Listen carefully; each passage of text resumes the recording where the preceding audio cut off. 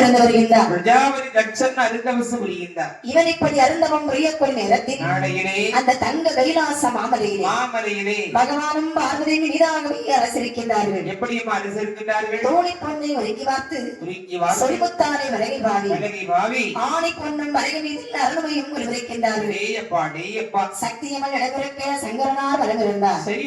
முத்தியுள்ளோர் இடமிருக்க ஒன்னரனார் வளமிருந்தார். ஆண்டவனாரும் அம்மையும் மயவளாகப்பட்ட பார்வதாதேவியும் தங்க கைலாச மாமலையிலே கொலுவிருந்தார்கள். இனிதாகவே கொலுவிருக்கக்கூடிய நேரத்தில் அந்த நல்ல நாளையிலே பகவானுக்கு தினந்தோறும் என்ன வேலை என்றால் என்னம்மா வேலை? படைத்த ஜீவன்களுக்கு படியளப்பதுதான் பகவானுடைய வேலை. ஆம், தான் படைத்த மனுக்களுக்கு பட்டினி என்பது வராமல் படியளக்கக்கூடிய வேலை பகவானுடைய வேலை.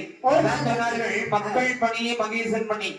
இங்கு மகேசன் பணியே மக்கள் பணியாய் என்றென்றும் ஆண்டவன் ஆதி சிவனார் தான் படைத்த மனுக்களுக்கு பட்டினி என்பது நேர்ந்து விடாது படியளந்து கொண்டிருக்கிறார்.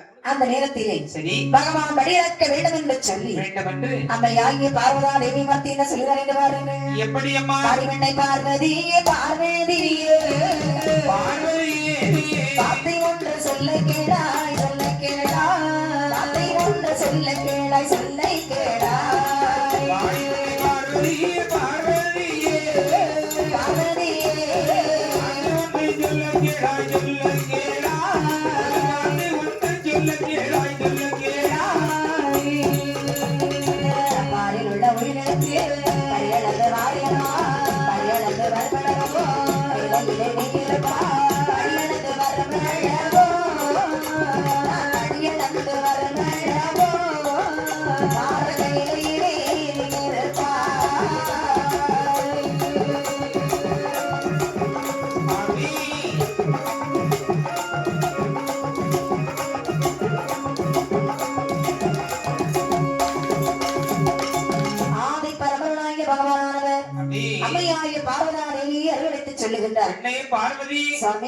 உயிர்களுக்கெல்லாம் படியிழந்து விட்டு வருகின்றேன் அம்மா. அட்சய பாத்திரத்தை கனமெடுத்து கொண்டு நான் படிகளுக்கு வரும் வரைக்கும் பாரு கையிலே இருப்பாள்.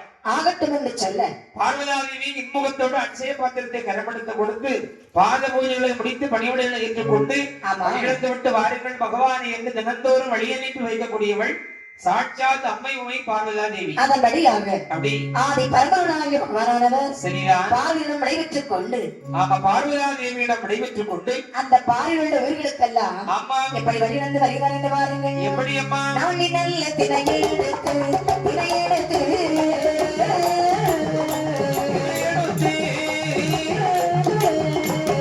நாடெங்கும் அடியேழந்தார் அடியேழந்தார்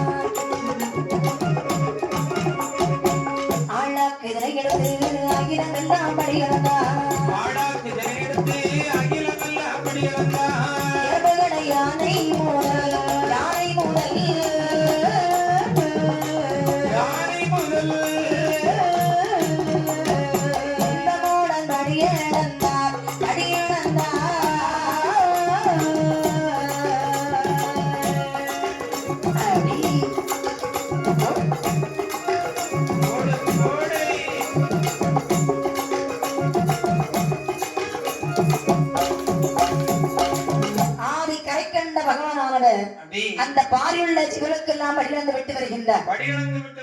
எப்படி அம்மா படியிழந்துகின்றார்? நாடி நல்ல திரையெடுத்து நாடெங்கும் படியிழந்தார். மறைக்கா திரையெடுத்து இந்த மண்ணுலகம் எல்லாம் படியிழந்தார். நல்ல திரையெடுத்து உலகம் எல்லாம் படியிழந்தார். ஆனா அப்படி திரையெடுத்து அண்ட சராசரங்கள் எல்லாம் ஆண்டவனார் படியிழந்து விட்டார். எறும்புகடை யானை முதல் 84 கோடி ஜீவராசிகளுக்கும் பாருங்கள் மானுடர்களுக்கு மட்டுமல்ல ஆமா இறைவனார் ஈசனால் உண்டு பண்ணப்பட்ட 84,000 கோடி ஜீவஜந்துக்களுக்கும் ஈயரம்பு யானை முதல் கல்லுக்குள் இருக்கும் தேரை முதல் தாயின் கருப்பையிலே வளரக்கூடிய சிசுக்களுக்கும் ஆண்டவர் படியிழந்து விட்டு வருகின்றார்.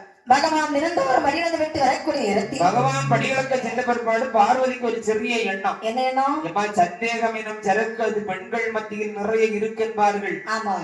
ஆனால் பார்வதி இதற்கு விதிவிலக்கல்ல. அம்மை உமையோடு எண்ணுகின்றார். தினந்தோறும் பகவான் காலையில் புறப்படுகின்றார். மாலை கருக்கல் பொழுதிலே கைலாசம் வந்து சேருகின்றார். சரி. கேட்டால் படிகளந்து விட்டு வருவதாக கூறுகின்றார். ஆமா. இன்று நாமல் பகவானிடத்தில் எங்கு சென்று விட்டு வருகின்றீர்கள் என்பதை கேட்டறிய வேண்டும். அப்படி என்று என்பதாகவே எண்ணிக்கொண்டு அம்மையாகிய பார்வதாதேவியானவள் அமர்ந்திருக்கும் போது தருணத்திலே பகவான் வழியிழந்து விட்டு கைலாச மலைக்கு வருகின்றார். பால பூஜைகளை செய்து பணிவிடைகளை ஏற்றுக்கொண்டாள் பார்வதி. ஆமா. பகவானை பார்த்து இன்முகத்தோடு வினவினாள். என்னம்மா வினவுகின்றாள்? பகவானே, பார்வதி, தாங்கள் இன்றைக்கு எங்கே சென்று விட்டு வருகின்றீர்கள்? சிறந்த கேள்வி. விளக்கம் போல் உலகத்து உயிர்களை அவருக்கும் படியிழந்து விட்டு வருகின்றேன் அம்மா. அப்படியா? எப்படிப்பட்ட படியிழப்பு சுவாமி? நாளை திணையிடத்து நாடக்கிலும் படியிழந்தேன். சரி. மறைக்கால் திணையிடத்து இந்த மண்ணுலகம் எல்லாம் படியிழந்தேன்.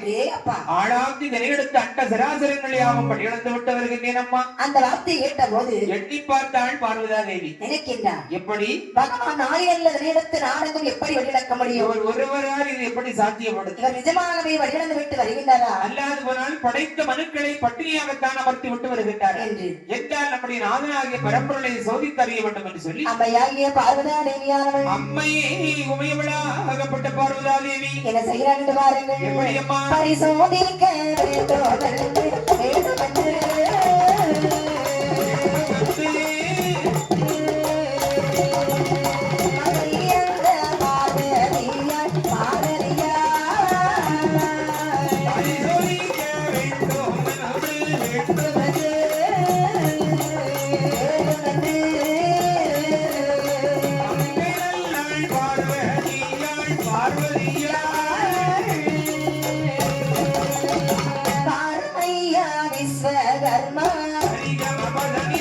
வார்த்தை ஒன்று சொல்லை கேளாய். காஞ்சோரம் கட்டை வெட்டி கட்டை வெட்டி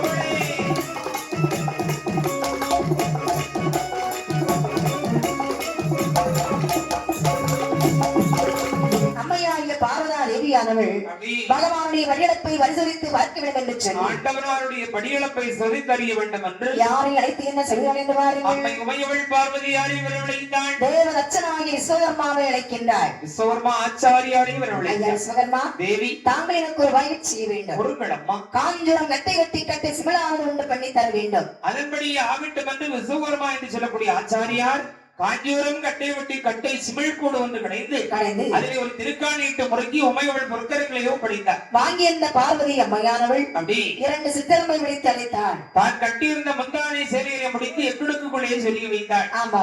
இன்னும் அவள் பகவானை சோதித்தறிய வேண்டும் என்ற அம்பிகையாகப்பட்ட பார்வதி நீட்டிய கால் சுருக்கவில்லை, கவிழ்ந்ததை நிமிரவில்லை, மௌனமாக கையிலே காத்திருந்தாள். அந்த நேரம் பகவான் வழியிழந்து விட்டு கைலாச மலைக்கு வருகின்றார். என்னைய மாத்திரத்திலுமே பகவானை கண்டபோது ஓடோடி சென்று பாத பூஜைகளை செய்து பணியோடு ஏற்றுக்கொள்ளுவாள்.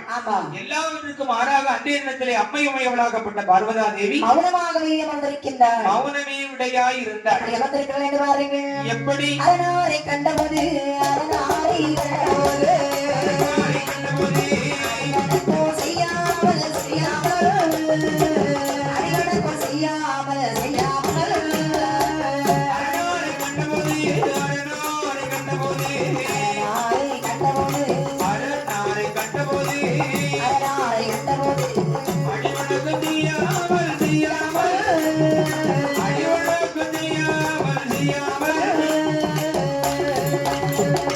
சிவனாரை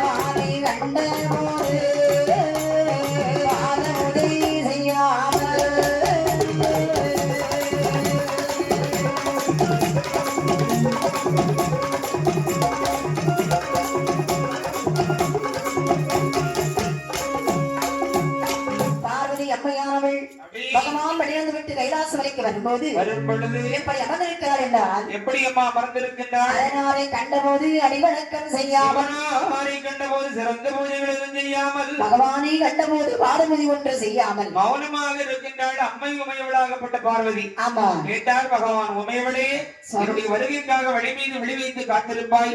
நான் வந்தபோது வாருங்கள் சுவாமி என்று இன்முகத்தோடு